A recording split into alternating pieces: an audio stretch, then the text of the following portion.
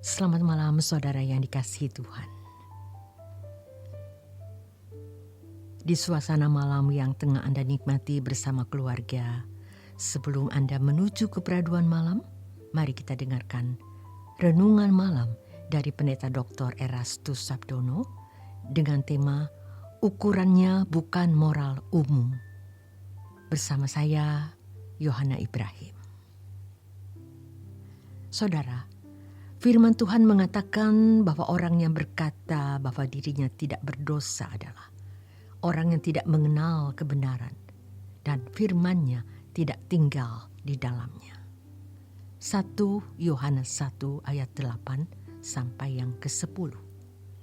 Ayat ini menunjukkan bahwa sejak dulu atau zaman rasul-rasul ada orang-orang yang merasa bahwa dirinya tidak memiliki dosa atau salah. Tuhan menyatakan bahwa mereka adalah orang-orang yang tidak mengenal kebenaran dan yang tidak tinggal di dalam firman-Nya.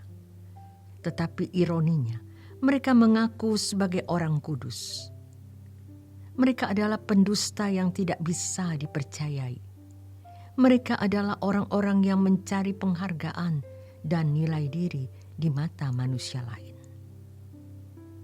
Biasanya mereka adalah moralis yang suka menghakimi sesama, mencela, dan mengutuk orang lain karena kejahatan yang disangkakannya atau dinilainya secara naif. Mereka juga adalah orang-orang yang mau menunjukkan bahwa dirinya lebih hebat dari orang lain. Hal ini dilakukan sebab tanpa sadar ia memandang atau merasa bahwa orang lain adalah saingannya. Inilah kesombongan rohani yang ditentang oleh Allah. Bisa dipastikan mereka belum mengenal Injil Tuhan Yesus Kristus yang tuntutannya adalah sempurna seperti Bapa. Bisa dipastikan bahwa mereka tidak mengenal kebenaran yang menekankan sikap dan nilai-nilai batinia.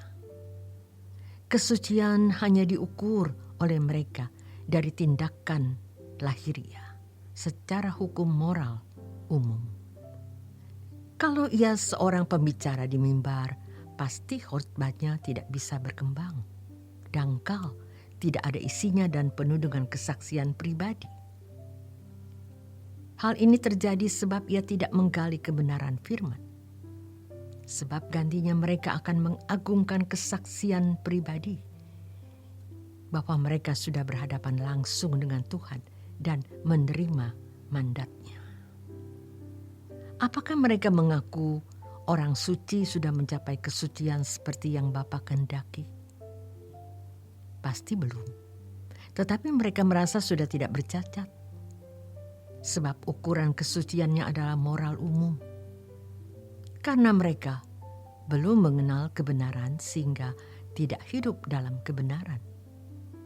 Maka cirinya jelas, yaitu meninggikan diri seakan-akan dirinya paling suci di antara manusia lain. Hal ini juga bisa didorong oleh hasrat ingin dikultuskan. Seharusnya tidak demikian. Orang-orang seperti ini akan membangun strata kasta dalam gereja, sehingga tidak mendorong jemaat untuk mencapai kesempurnaan. Kalaupun seseorang memiliki kesucian yang tinggi dan luar biasa, hal itu tidak perlu dikemukakan kepada orang lain. Biarlah hanya Tuhan yang tahu, yang akan memberikan upah kepada setiap orang sesuai dengan perbuatannya. 2 Korintus 5 ayat 9-10. Paulus sendiri seorang hamba Tuhan yang kualitasnya tidak diragukan lagi, berkata bahwa dirinya belum sempurna. Dia sedang mengejar atau menggumulinya dengan sungguh-sungguh. Filipi 3 ayat 12, 1 Korintus 9 ayat yang ke-27. Firman Tuhan mengatakan, jika kita berkata bahwa kita tidak berbuat dosa, maka kita membuat dia menjadi pendusta dan firman-Nya tidak ada di dalam kita. 1 Yohanes 1 ayat yang ke-10. Kalimat ini sekilas sederhana, tetapi sebenarnya pengertiannya tidak mudah dipahami. Mengapa kalau seseorang mengaku tidak berdosa berarti membuat Tuhan menjadi pendusta? Apakah manusia bisa membuat Tuhan menjadi pendusta? Maksud ayat ini adalah kalau orang percaya tidak menyadari dan tidak mengaku keberadaannya sebagai orang-orang yang tidak mencapai standar kesucian Tuhan, maka ia tidak akan pernah berjuang untuk mencapai standar kesucian Allah.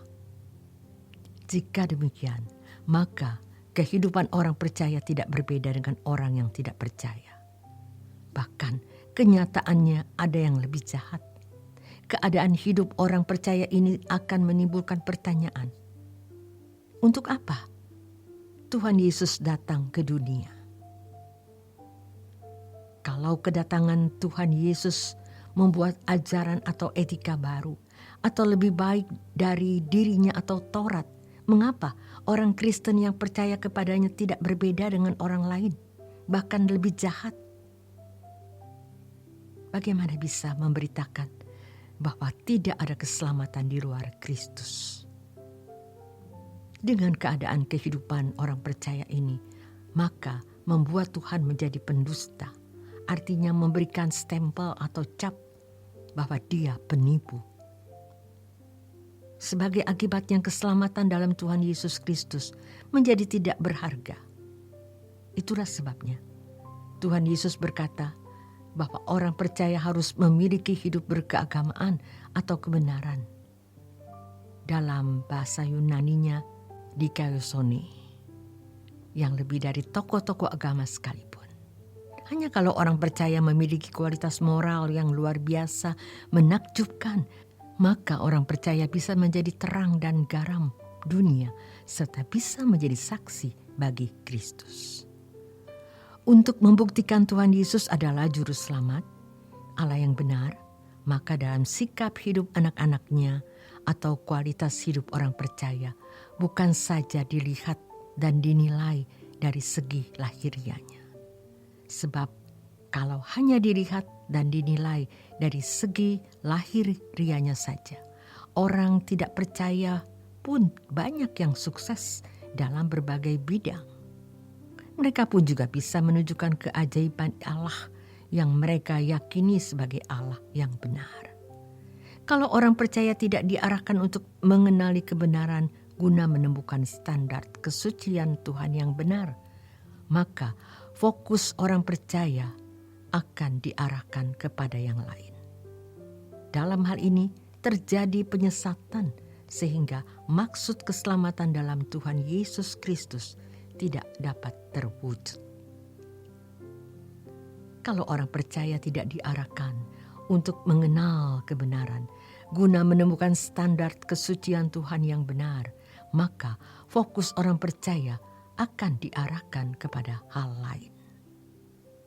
Malam semakin larut, nikmati malam Anda untuk segera beristirahat. Selamat malam, Tuhan Yesus memberkati.